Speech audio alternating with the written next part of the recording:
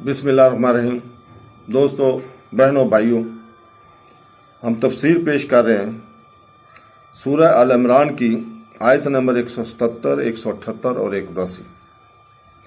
177 میں اللہ تعالیٰ فرماتا ہے، جس کا ترجمہ ہے: بے شک وہ لوگ جنہوں نے ایمان کی بجائے کفر اختیار کیا، وہ ہرگز اللہ کا کچھ نہیں بگاڑ سکیں گے اور ان کے لیے دردناک عذاب ہے۔ دوستو، اللہ تعالیٰ اس میں فرماتا ہے کہ وہ منافقین جو کلمہ ایمان پڑھنے کے بعد کافر ہوئے، یا وہ لوگ جو ایمان پر قادر ہونے کے باوجود کافر ہی رہے اور ایمان نہ لائے، یہ اللہ تعالیٰ کا کچھ نہ بگاڑ سکیں گے، بلکہ ان کا کفر وبال انہی کے ساتھ آئے گا۔ 178 میں اللہ تعالیٰ فرماتا ہے، جس کا ترجمہ ہے: اور کافر ہرگز یہ گمان نہ رکھے کہ ہم انہیں جو مہلت دے رہے ہیں یہ ان کے لیے بہتر ہے، ہم تو صرف اس لیے انہیں مہلت دے رہے ہیں کہ ان کے گناہ اور زیادہ ہو جائے اور ان کے لیے ذلت کا عذاب ہے۔ تو اللہ تعالیٰ عموماً فوری طور پر کسی گناہ پر گرفت نہیں فرماتا، بلکہ مہلت دیتا ہے، اور دنیاوی آسائشوں کا سلسلہ اسی طرح چلتا ہے۔ اس سے بہت سے لوگ اس دھوکے میں پڑے رہتے ہیں کہ ان کا کفر اور ان کی حرکتیں کچھ نقصان دہ نہیں ہیں۔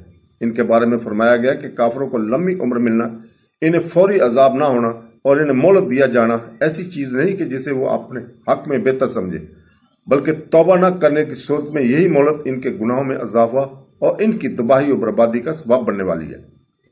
لہذا اس مہلت کو اپنے حق میں ہرگز بہتر نہ پائیں۔ لمبی عمر پانا کیسا ہے؟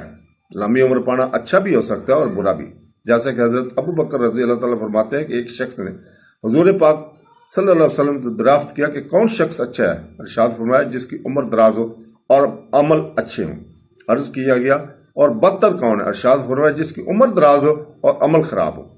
حضرت ابو ہریرہ رضی اللہ تعالیٰ فرماتے ہیں، قزاح قبیلہ کے 2 شخص نبی کریم صلی اللہ علیہ وسلم پر ایمان لائے، ان میں ایک تو شہید ہو گیا اور دوسرا مزید 1 سال تک زندہ رہا۔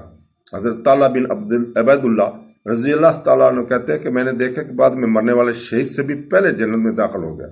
مجھے اس پر توجب ہوا تو صبح میں نے یہ واقعہ حضور پاک صلی اللہ علیہ وسلم سے عرض کیا، تو ارشاد فرمایا کہ اس نے اس کے بعد ایک رمضان کے روزے نہ رکھے تھے اور 6000 رکعت نماز اور اتنی سنتے نہ پڑے تھے۔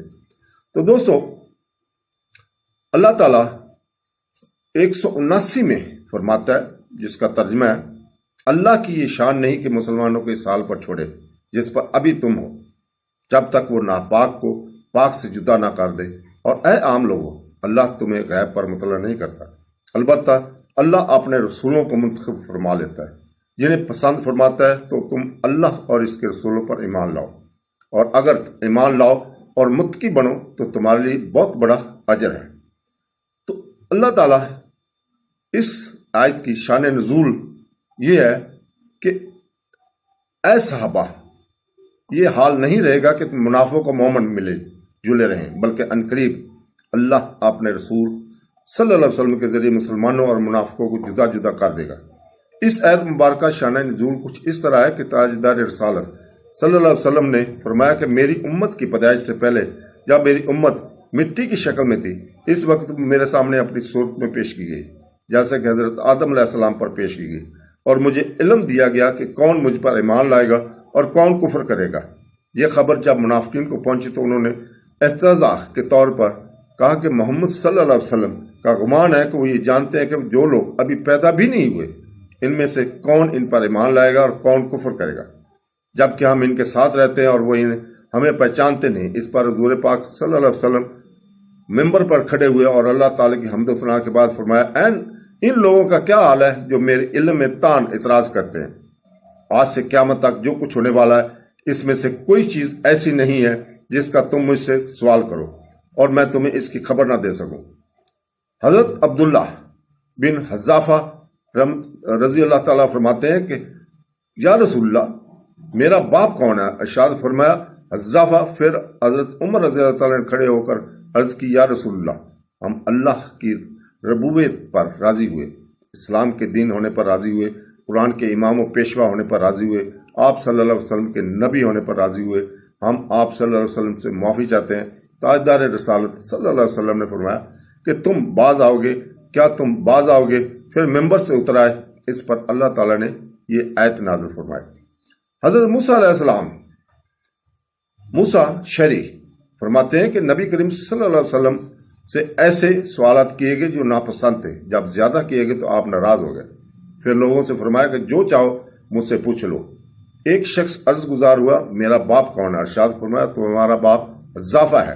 پھر دوسرا آدمی کھڑا ہو کر عرض گزار ہوا، یا رسول اللہ میرا باپ کون ہے؟ ارشاد فرمایا سالم مولا شبیہ ہے۔ جب حضرت عمر فاروق رضی اللہ تعالیٰ نے آپ صلی اللہ علیہ وسلم کے چہرہ انور کی حالت دیکھی تو عرض کیا، یا رسول اللہ صلی اللہ علیہ وسلم ہم اللہ تعالیٰ کی طرف توبہ کرتے ہیں۔ دوسری روایت یوں ہے کہ حضرت انس بن مالک رضی اللہ تعالیٰ فرماتے ہیں کہ سورج ڈھلنے پر رسول پاک صلی اللہ علیہ وسلم باہر تشریف لائے اور نماز ظہر پڑھی، پھر ممبر پر کھڑے ہو کر قیامت کا ذکر کیا اور بتایا کہ اس میں بڑے بڑے امور ہیں۔ پھر فرمایا جو کسی چیز کے بارے میں مجھ سے پوچھنا چاہتا تو پوچھ لے، اور تم میں سے کسی چیز کے بارے میں نہیں پوچھو گے مگر میں تمہیں اس جگہ بتا دوں۔ پس لوگ بہت زیادہ روئے اور آپ صلی اللہ علیہ وسلم بار بار فرماتے رہے کہ مجھ سے پوچھ لو۔ حضرت عبداللہ بن غضافہ صحیح رضی اللہ تعالیٰ کھڑے ہو کر عرض گزار ہوئے، میرا باپ کون ہے؟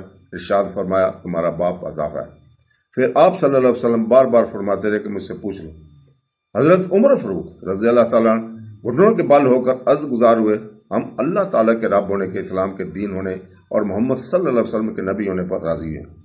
حضور اقدس صلی اللہ علیہ وسلم خاموش ہو گئے، پھر فرمایا ابھی مجھ پر جنت اور جہنم اس دیوار کے گوشے میں پیش کی گئی، میں نے ایسی بھلی اور بری چیز نہیں دیکھی۔